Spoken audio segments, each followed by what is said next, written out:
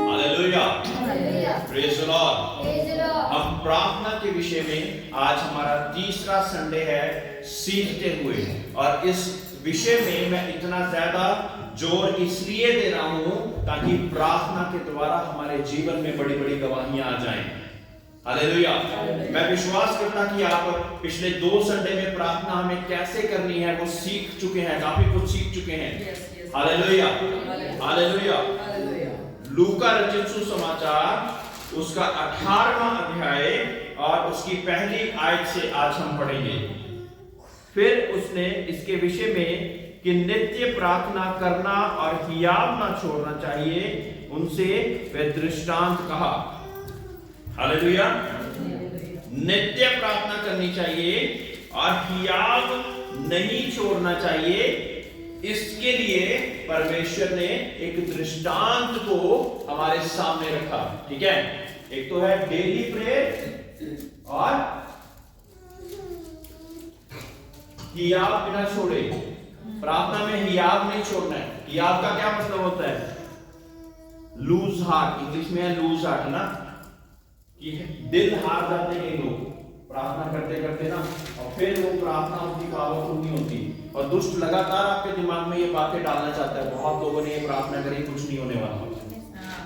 Hallelujah. बहुत लोगों ने ऐसी प्रार्थना करी, कुछ नहीं होने वाला। लेकिन मेरे प्रियो, आप जान लीजिए, मैंने एक दिन बताया था कि आपको एक बात का पता होना चाहिए कि आपका परमेश्वर कौन है, और दूसरी बात का ये पता होना चाहिए कि आप परमेश्वर में क्या हैं। अगर ये 2 बातें आपको बिल्कुल क्लियर हैं तो आप प्रार्थना करनी नहीं छोड़ेंगे। आपको दुष्ट कैसे भी उलझाने की कोशिश करे, आपको पता होगा कि परमेश्वर एक ना एक दिन मेरे उत्तर को भेजेगा ही भेजेगा। Hallelujah, hallelujah. एक समय पे सोचिए कि कुछ लोगों को क्या कहा गया था कि अगर तुम राजा के, नबूकदनेस्सर राजा के सामने नहीं झुकोगे, दंडवत नहीं करोगे, तो आग की भट्टी में डाल दिए जाओगे। लेकिन कोई था जो कि उस समय भी प्रार्थना करनी बंद नहीं कर रहा था। कौन था वो? Shadrach, Meshach, Abednego. हालेलुया। ये कौन थे? ये शद्रक, मेशक, अबेदनगो, इनका नाम वहां के अनुसार वहीं के राजा ने ऐसा नाम रखे थे, है ना। एक बड़ी मूर्त को दंडवत करने के लिए बना दिया, और उन लोगों ने, जब एक समय होता था, जोर से अलार्म बजता था और सब लोगों को दंडवत करना होता था उस मूर्त के सामने, और सब लोग दंडवत कर रहे हैं, लेकिन 3 लोग खड़े हुए हैं। और राजा ने बोला कि इन 3 लोगों को आग की भट्टी में डाल दिया जाएगा। और उन लोगों का विश्वास पता कैसा था? उन्होंने क्या बोला कि हमें हमारा परमेश्वर उस आग की भट्टी से छुड़ा लेगा, और अगर ना भी छुड़ाए तो हम तेरे सामने नहीं झुकेंगे, क्योंकि हम अपने परमेश्वर को जानते हैं कि हमारा जिंदा परमेश्वर कौन है। हालेलुया। आज हम थोड़े से खाने के पीछे, थोड़े से पैसे के पीछे दूसरी जगह सर झुका देते हैं। मेरे प्रियो, ये बहुत ज्यादा सीरियस बात है।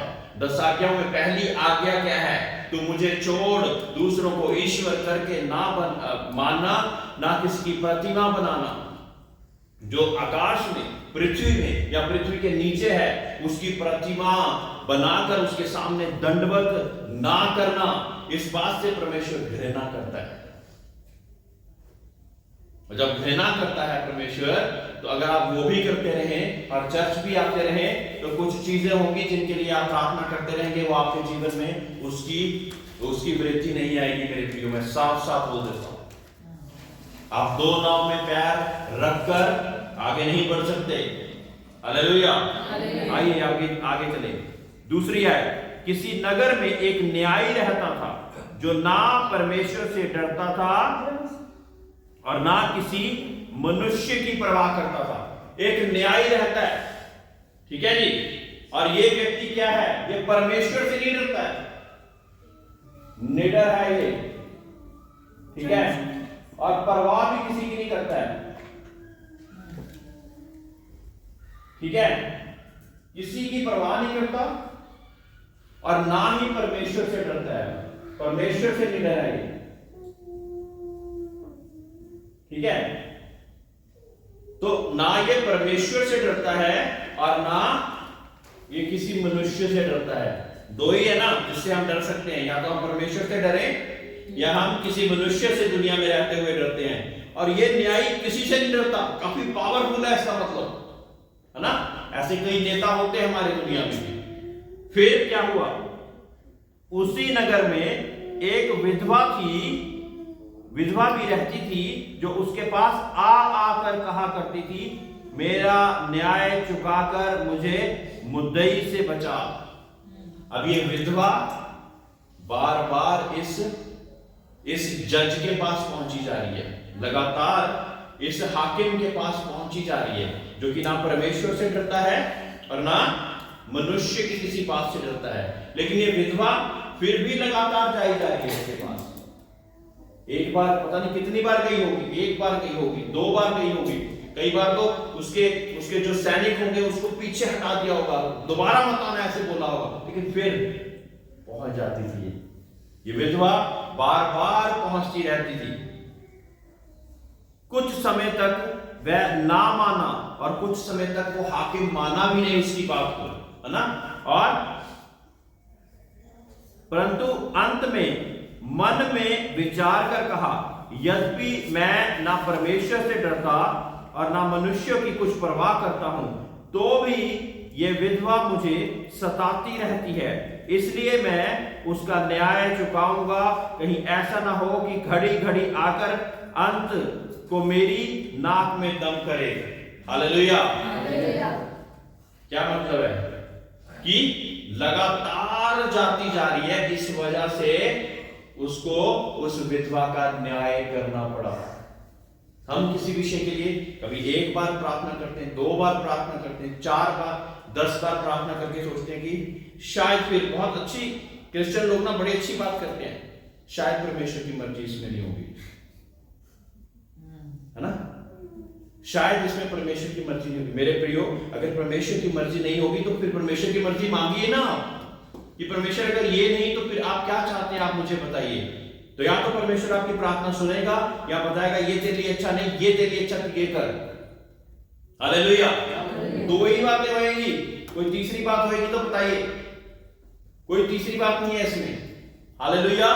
परमेश्वर या तो दुआ सुनेगा, और अगर वो दुआ हमें परमेश्वर से दूर या किसी और बात के उसमें लेके जाएगी, तो परमेश्वर आपको बताएगा कि ये रास्ते के बजाय तो ये रास्ता चुन।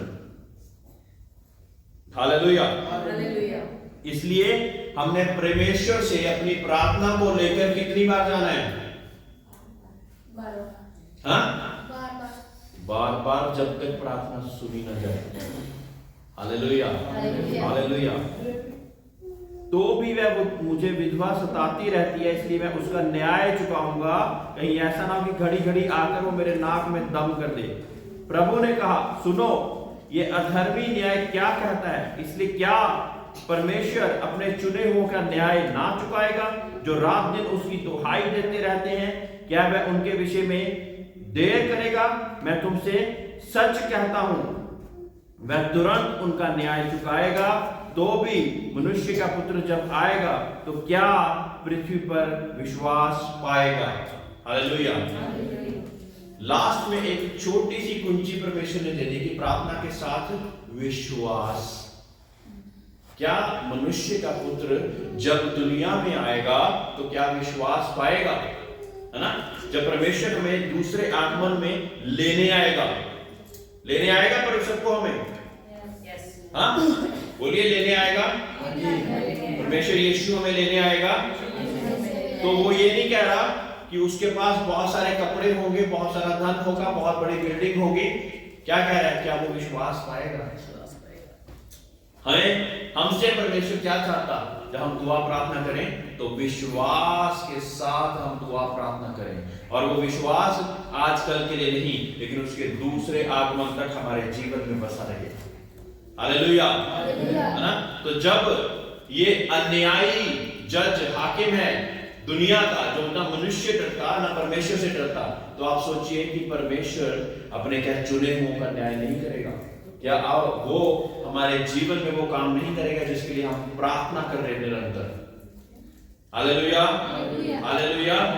अपनी प्रार्थना को अपने हिसाब से ही विफल ना करते हैं, अपनी वजह से ना विफल करते हैं। हालेलुया।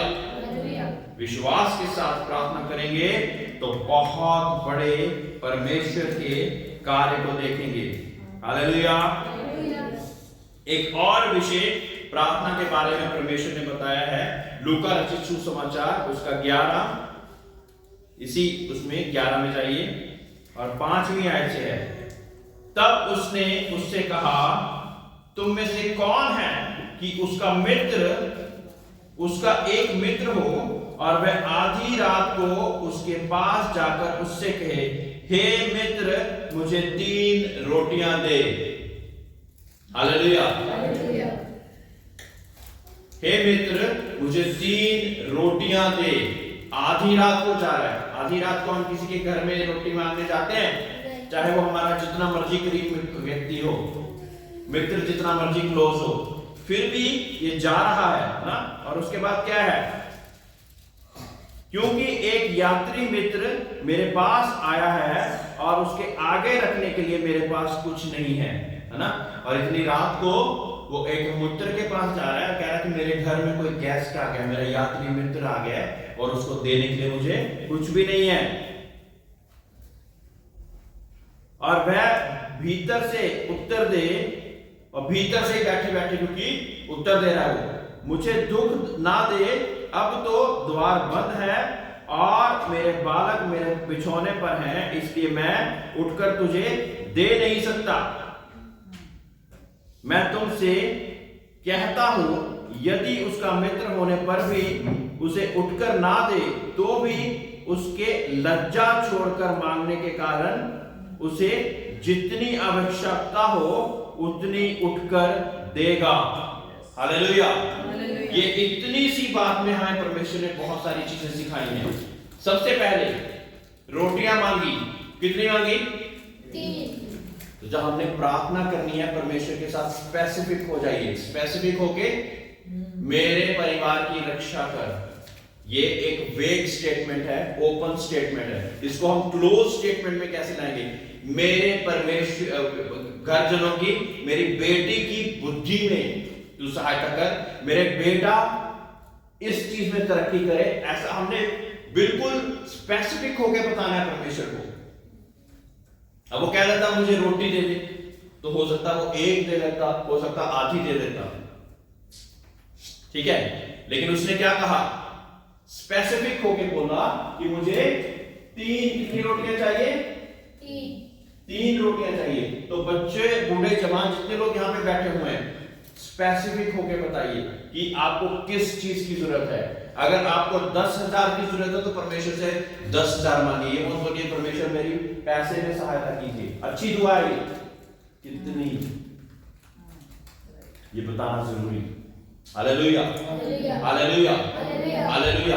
मैं अक्सर जब प्रार्थना का विषय डिस्कस करता तो मैं जिसकी सबसे बड़ी कलीसिया नॉर्थ कोरिया में या साउथ कोरिया में है, पॉल योंगिचो, जब उन्होंने मिनिस्ट्री को स्टार्ट किया था, कहते कि मैंने परमेश्वर से बोला कि मुझे साइकिल चाहिए परमेश्वर, मेरे पास कुछ भी नहीं है, मैं तेरे लोगों के पास जाता हूं, बहुत ज्यादा थक जाता हूं, लोग दूर दूर रहते हैं, मेरे पास साइकिल भी नहीं है। और बहुत देर तक यही प्रार्थना कर रहा, साइकिल नहीं मिली।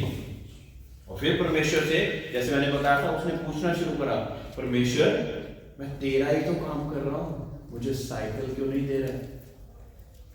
और परमेश्वर ने पता क्या कहा? परमेश्वर ने कहा एटलस, रेंजर और हर्रे, कॉन्कर्ड, जो भी साइकिलों के नाम है सारे गिनवा दिए। कहते तूने मुझे बताया नहीं कौन सी चाहिए। हालेलुया। तो फिर उसने एक पूरा वो बनाया कि मेरी साइकिल इतने इंच की, 22 इंच की होनी चाहिए, 24 इंच की होनी चाहिए, उसकी गद्दी लाल कलर की हो, उसका हैंडल ऐसा हो, ये सारी चीजें देकर परमेश्वर के सामने रखी। और मेरे प्रियो, एकदम से उसकी दुआ कबूल होगी। Hallelujah, hallelujah, hallelujah. कहता उसी सिद्धांत को मैं चलाते हुए आगे चलता गया और इस समय पे वो परमेश्वर के नाम से बहुत बड़ा चर्च चला रहे। कहता टेबल कुर्सी नहीं होती थी मेरे पास, बैठ के कोई मेरे पास प्रार्थना करवाने आया तो मैं उनको टेबल कुर्सी कहां पे बिठाऊं। फिर मैंने परमेश्वर से प्रार्थना, क्योंकि मैं सीख गया था कैसे करनी है, तो मैंने बताया मेरे पास ऐसा टेबल हो, ऐसी कुर्सियां हो जहां पे जब लोग आए तो कंफर्टेबल बैठ के मुझे अपना प्रार्थना विषय बता सके, और मेरी कुर्सी ऐसी होनी चाहिए। ये सब कुछ बताया तो परमेश्वर ऐसे ऐसे करते उनकी सारी जरूरतों को पूरा करता गया। Hallelujah, hallelujah.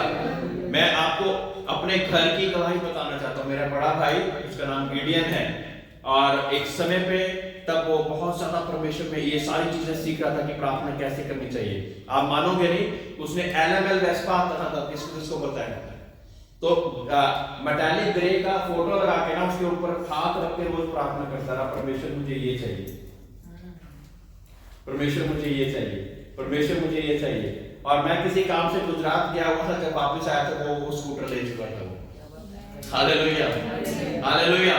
परमेश्वर हमारी प्रार्थना जब हम उसे बताते हैं किस चीज, कैसी चीज, हर एक चीज को हमने अच्छी रीति से बताना, क्लियर बताना। 4 चाहिए तो 4 बताओ, 5 चाहिए तो 5 बताओ, ठीक है। जो चीज चाहिए स्पेसिफिक रूप में बताना है, ताकि परमेश्वर उस प्रार्थना को हमारी पूरी कर सके।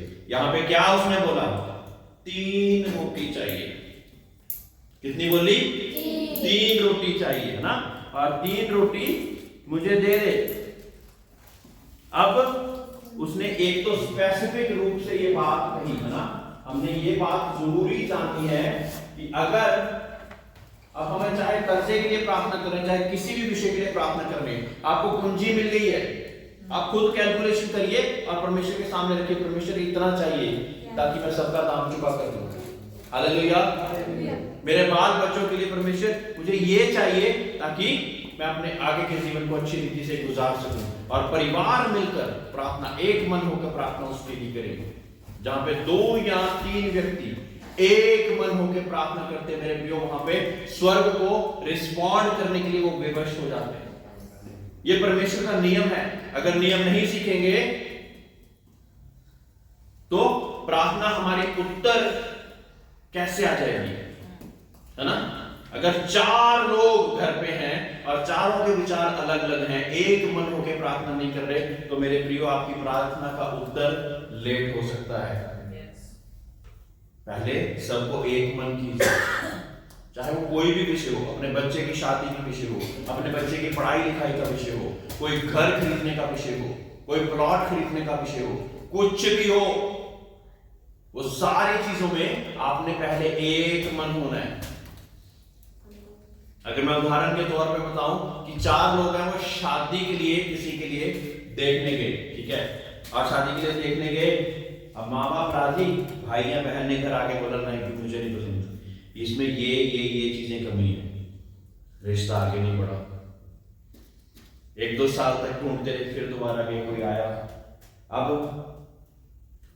भाई बहन राजी हैं, बहुत उन्होंने अच्छी चीजें उसमें देख ली, साथी, जीवन साथी अपने भाई बहन के लिए, लेकिन माँ बाप ने कोई ना कोई खोट निकाल दिया। और इस वजह से 10, 15, 20 साल गुजर सकते हैं, और मेरे प्रियो जिसकी शादी होनी है वो ऐसे ही देखता रह जाएगा, ये क्या हो गया मेरे साथ, क्योंकि एक मन नहीं हो पा रहे। एक मन होके आगे का स्टेप हम तभी ले सकते जब हम एक मन होंगे, है ना। एक मन होंगे तो हम आगे बढ़ पाएंगे, अगर एक मन नहीं होंगे तो आगे नहीं बढ़ पाएंगे। चाहे हमने कोई भी चीज घर की लेनी हो, हमें एक एग्रीमेंट में आना बहुत ज्यादा जरूरी है। हालेलुया। आपको पता है जो एफिडेविट बनता है उसमें 2 गवाहों की जरूरत होती है। किस लिए? इन्होंने बाइबल के सिद्धांत से ये चीजें चुराई हुई है। बहुत सारे न्यायाधीश बाइबल के बीच में से अपने नियमों को चुराते हैं, पता, क्योंकि जब 2 गवाहों और सूत्रों के अनुसार कोई स्टेटमेंट बोली जाती तो वो ट्रू स्टेटमेंट कहलाई जाती है। हालेलुया। उसको सत्य स्टेटमेंट बोलते हैं। अगर आप किसी घर की, किसी प्लॉट का बयाना करो और उसमें गवाह ना हो तो वो बयाना दूसरा व्यक्ति अगर अच्छा होगा तो माना जाएगा, अगर लीगली आपने मनवाना है तो कम से कम 2 गवाह चाहिए। Hallelujah, hallelujah. तो 2 गवाह ना, फिर बोलते हैं कि गवाहों और सूत्रों के अनुसार इसको ये चीज दे दी जाए या ना दे दी जाए। जज जब न्याय करता तब क्या कहता कि गवाहों और सूत्रों के अनुसार इसे बाइज्जत बरी किया जाए, या इसे क्रिमिनल ठहराया जाए, या बाइज्जत बरी करा जाए। क्या वजह है? 2 या 3 व्यक्ति। कहां से चुरा ली इन्होंने बातें? हम लोग इन बातों को अगर अच्छी रीति से सीख जाएंगे, हमारी प्रार्थना के उत्तर और गवाहियां बहुत जल्द आएंगी। हालेलुया। 9वीं आयत, और मैं तुमसे कहता हूं कि मांगो तो तुम्हें दिया जाएगा। एक और बात इसके पहले बताई हुई है, लज्जा छोड़कर मांगना। मेरे प्रियो, अपने पिता से जब बेटा मांगता है तो लज्जा होकर मांगता है क्या? कि यार मैं नहीं मांगता, पता नहीं वो क्या सोचे। ऐसे तो नहीं होता ना। बच्चा तो बड़े हक के साथ लगातार मांगता रहता, थप्पड़ खा के भी मांगता रहता है। कुछ बोल दो ना, डांट के साइड पे हटा दो, फिर भी पापा प्लीज, पापा प्लीज। फिर पापा परेशान हो गया ना, बोलता है तेरे को उस महीने जो तू पास होएगा ना, तेरे 7% से ऊपर मार्क्स आएंगे। और फिर बच्चा जुट जाता है उसमें मेहनत करने में, और जैसे ही वो 7% मार्क्स आ जाते हैं, फिर कहता पापा आपने बोला था। Hallelujah, hallelujah. यानी कि जब हमने अपने पिता परमेश्वर से भी मांगना है तो लज्जा छोड़कर मांगना है। क्या सोचेगी दुनिया? एक लोग ना रोना आ रहा होता, रो नहीं रहे होते। मेरे प्रियो, परमेश्वर के सामने रोएंगे ना, पूरी दुनिया के सामने रोना नहीं पड़ेगा। हालेलुया, रो, कुर्लाओ, गिड़गिड़ा कर प्रार्थना करो परमेश्वर के सामने। और परमेश्वर जो कि हमारे टूटे हुए दिलों की प्रार्थना सुनने वाला परमेश्वर है, वो आपके उत्तर को उतना ही जल्दी पहुंचाएगा मेरे प्रियो। हालेलुया। आप सोचो कि एक व्यक्ति एक नॉर्मल प्रार्थना करता जा रहा है और गिड़गिड़ा कर, रोकर प्रार्थना कर रहा है, तो किसकी प्रार्थना पहले सुनी जाएगी? अब बाप प्यार सोचो दोनों बच्चों को करता हो, लेकिन एक बच्चा रो रहा है, कभी पैंट खींच रहा है, कभी शर्ट खींच रहा है, रोए ही जा रहा है, पापा मुझे ये, पापा मुझे ये। तो किसको देगा पापा पहले? प्यार दूसरे से भी करता है, मैं बता रहा हूं। ऐसा नहीं कि प्यार आपसे नहीं करता पापा, पापा आपसे भी प्यार करता है, लेकिन पहले किसकी सुनी जाएगी? है ना? तो हमें लज्जा छोड़कर, एक तो हमने स्पेसिफिक होकर और दूसरा लज्जा छोड़कर हमने प्रार्थना करनी है। ठीक है, लज्जा छोड़कर प्रार्थना करनी है। और मैं तुमसे कहता हूं कि मांगो तो तुम्हें दिया जाएगा, ढूंढो तो तुम पाओगे, खटखटाओ तो तुम्हारे लिए खोला जाएगा। हालेलुया। बहुत से लोग मांगते ही नहीं। परमेश्वर को तो पता ही है मेरे को नहीं चाहिए। मेरे प्रियो, मांग लो। 2 शब्द दुनिया के सामने कितना कुछ बोलते हैं, हम अपने स्वर्गीय बाप के सामने क्यों नहीं बोल सकते? मांगो तो तुम्हें दिया जाएगा। परमेश्वर के वचन को भी उसके सामने रख सकते। परमेश्वर तूने बोला कि मांगो तो दिया जाएगा, मांगो तो दिया जाएगा, है ना? एक मेरी बहन है कि कौन है वो, एक मेरी आत्मिक ऐसे बहन बनी हुई है, वो कहती कि मैं तब तक छोड़ती नहीं परमेश्वर को, बार बार उसके वचन को याद दिलाती हूँ। परमेश्वर तूने मुझे ये बोला, तेरे वचन में ये लिखी हुई है बात, आप बोल सकते हो। Hallelujah, hallelujah. क्योंकि परमेश्वर ने लिखा कि मांगो तो तुम्हें दिया जाएगा, ढूंढोगे तो पाओगे, है ना? यहां पे ढूंढना किस चीज को है बताइए? जो बताएगा उसके लिए जोरदार क्लैपिंग है। हाँ, परमेश्वर के राज्य को ढूंढना है। कोई और?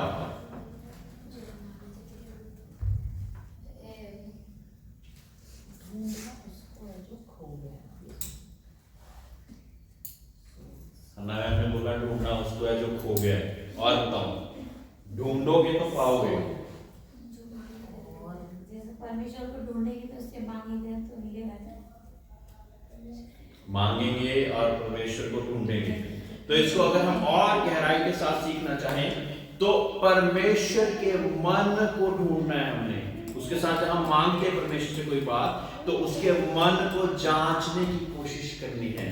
तो आपके सामने बहुत सारी मिस्ट्रीज खुलेंगी, बहुत सारी मिस्ट्रीज खुलेंगी। मेरे साथ हुआ अक्सर ऐसा कि मैं प्रार्थना में बैठ के कई बार कई चीजों को लगातार प्रार्थना करने के बाद फिर परमेश्वर का मन ढूंढने की कोशिश करी कि परमेश्वर ने एकदम से मुझे बताया कि ये चीज ऐसे नहीं, ये ऐसे होनी है। ढूंढोगे तो पाओगे, है ना। फिर उसके मन की बात को हम पाएंगे और उसके मन की बात जब हमारे मन की बात हो जाएगी तो क्या उसे कोई रोक सकता है? उस बात को होने के लिए कोई रोक सकता है क्या? और फिर अगली बात है खटखटाओगे तो खोला जाएगा। अब किस चीज को खटखटाना है, क्या खोलना जाना है? कौन सा? मन को। हाँ, मन को खटखटाना है। ठक ठक ठक कोई है इसमें, कोई रहता है? मन के बारे में खोलना। हाँ, अब खटखटाना किस चीज को है बताइए? किस चीज को क्यों खटखटाओ तो तुम्हारे लिए खोला जाएगा? क्या परमेश्वर से हमें सिखाना चाहते हैं? स्वर्ग के दरवाजे को। हाँ, स्वर्ग के दरवाजे को यहीं से खटखटा के खोल देंगे, जाओगे कब? और कोई? हालेलुया। मेरे प्रियो, जब हम स्पिरिचुअल रेल्म की बातें करते हैं, स्पिरिचुअल स्तर की बातें करते हैं, तो हर चीज के लिए द्वार है। ठीक है, हर चीज के लिए द्वार है। यानी अपनी आर्थिक तंगी के द्वार को खोलना चाहते हैं तो हम, उसके लिए एक द्वार है, वो खुल जाएगा तो एकदम से बहाली आ जाएगी। कई लोगों का रिश्ता नहीं हो रहा होता, वो एक द्वार है, वो बंद करा हुआ दुष्ट ने। ठीक है, तो वो खोलने के लिए हमें लगातार हमने उसको खटखटाते रहना है अपनी दुआओं के द्वारा। वो द्वार जब खुल जाएगा तो क्या होगा? एकदम से आपकी बुद्धि खुलेगी, आपको लगेगा तो वो व्यक्ति वहां पे बैठा हुआ है, वो भी ऐसे ही प्रार्थना कर रहा है कि मुझे अच्छा लाइफ पार्टनर मिले और परमेश्वर मुझे वहां तक पहुंचा। कभी जिंदगी में किसी ना पास्टर ने बताया होगा ना किसी और ने बताया होगा, अपने आप से वो व्यक्ति आपके संपर्क में आएगा। आर्थिक विषय, बहुत सारी लोगों के आर्थिक द्वार दुष्ट ने बंद किए हुए हैं। और अगर हम और आगे जाएं, हमारी आत्मिक आंखों को खुलने का भी द्वार होता है। हमारी आत्मिक आंखें खुल नहीं रही, इसलिए परमेश्वर की भेद की बातें हमें पता नहीं लग रही। वो द्वार जिस दिन खुल जाएगा तो हमें सारी बातें बड़ी क्लियरली नजर आनी शुरू हो जाएगी। परमेश्वर हमें बताएगा ये बात तेरे जीवन में इसलिए हो रही क्योंकि ये चीजें ऐसे हुई थी, ये इसके जीवन में ऐसे हो रही क्योंकि ये बातें ऐसी हुई थी। आत्मिक द्वार खोलने के लिए क्या करना पड़ेगा? खटखटाना पड़ेगा। खटखटाओगे तो तुम्हारे लिए खोला जाएगा। कोई भी चीज का द्वार हो सकता, प्रोफेटिक अटरेंस का द्वार, जो बड़े बड़े और आगे बढ़ते रहते, एक ये द्वार है। उस द्वार को खुल जाएंगे तो परमेश्वर की भेद की बातों को जानेंगे और ऐसी कुंजियां परमेश्वर हमें दे देगा जो कि संसार की समझ से परे हैं। जो भविष्यवाणियां करते उनके लिए भविष्यवाणियों का द्वार परमेश्वर ने खोल दिया है। कैसे खोला? खटखटाना पड़ा। हालेलुया। जो हीलिंग डिलीवरेंस के वरदान में कार्य करते उनके जीवन में परमेश्वर ने उस द्वार को खोल दिया है और वो वहां से होकर वो कार्य करते हैं। मैं तुम्हें ऊंचे स्थानों पर बिठाता हूं, है ना। मैं तुम्हें ऊंचे स्थानों पर बिठाता हूं। जब हम ऊंचे स्तर में बैठ जाते हैं ना तो ये चीजें छोटी लगती, इसलिए ये चीजें हमारे नाम से, परमेश्वर के नाम से हम जब बोलते थे एकदम से हो जाती है।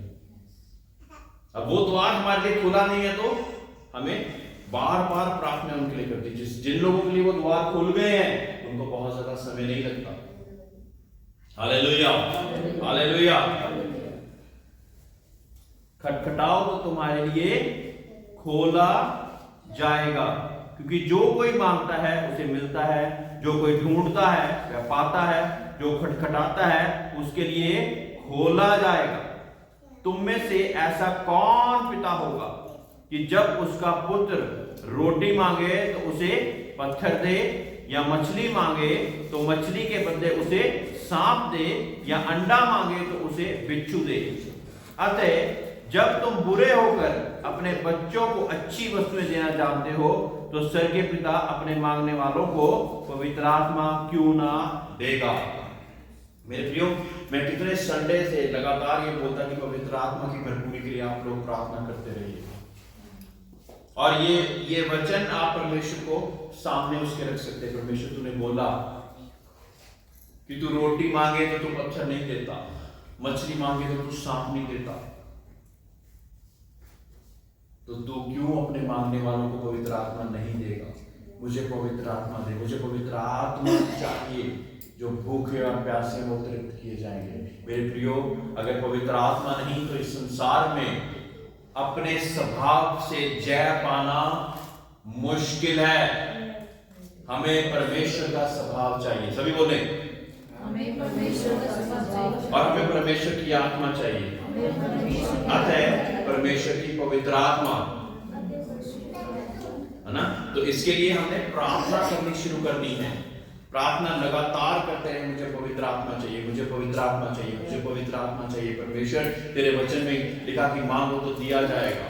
परमेश्वर मुझे अपनी पवित्र आत्मा दे। परमेश्वर तेरे वचन में लिखा हुआ कि खुदावन तू रोटी मांगने वालों को पत्थर नहीं देता, तो मैं जब पवित्र आत्मा मांग रहा हूं तो मुझे पवित्र आत्मा दे।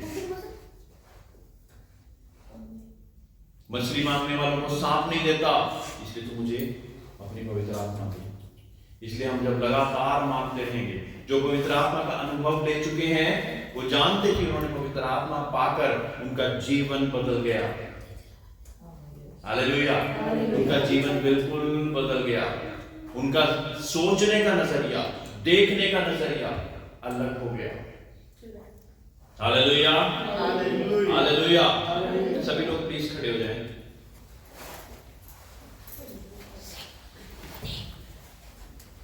इन विषयों को आपके सामने रखकर सिर्फ एक विषय रह जाएगा, वो है परमेश्वर की प्रार्थना, लॉर्ड्स प्रेयर। उसके बारे में हम अगले किसी संडे को बातचीत करेंगे।